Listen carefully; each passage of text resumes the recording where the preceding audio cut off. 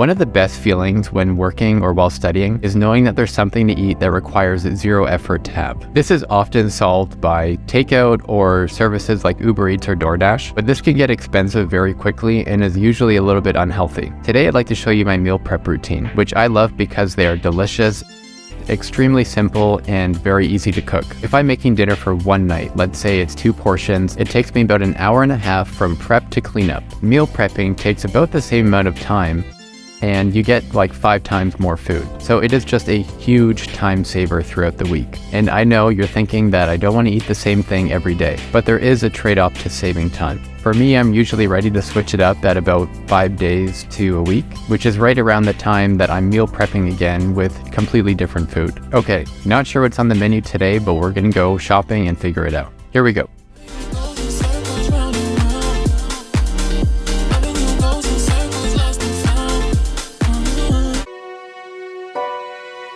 First stop, Trader Joe's. I didn't get my chicken here, but I got all the fresh veggies and walked back in the Upper East Side to Target.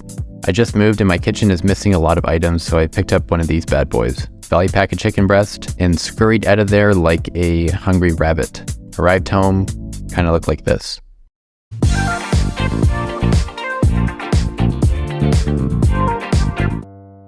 Ladies and gentlemen, allow me the pleasure of formally introducing our menu. Please hold your applause until after thank you. But we are having chicken. Not 1, but 2 bags of baby spinach. We love all the babies. 2 types of mushrooms, pre-chopped, thank goodness. Asparagus, some brown rice, and a red onion. Okay, it was the first time using this for chicken, so I went $3.25 for 22 minutes. All new pans must take a shower before entering the kitchen, thank you. Add in our chicken. Olive oil, work it in, don't be shy. Garlic powder, some of this stuff, and ta-da, vegetables unpacked and into a strainer. No mushroom left behind.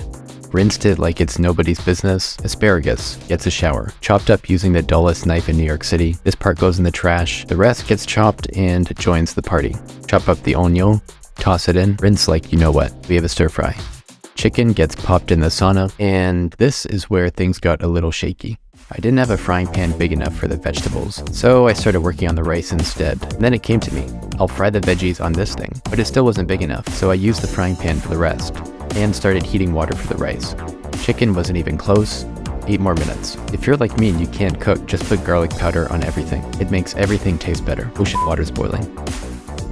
Open up the bath, put in the rice, give it a little mixy mix, and lower the heat to right there. Ta-da! Use any free time for cleaning up until the food looks good. Tastes even better. Chicken looks good, cut through to confirm, and take it out. Combine the veggies, get as much as you can into the stove. We have our vegetables done and chicken, which I'd like to chop up into bite-sized pieces. Hey, we're getting there, guys. But it was fine, just a tiny bit overcooked.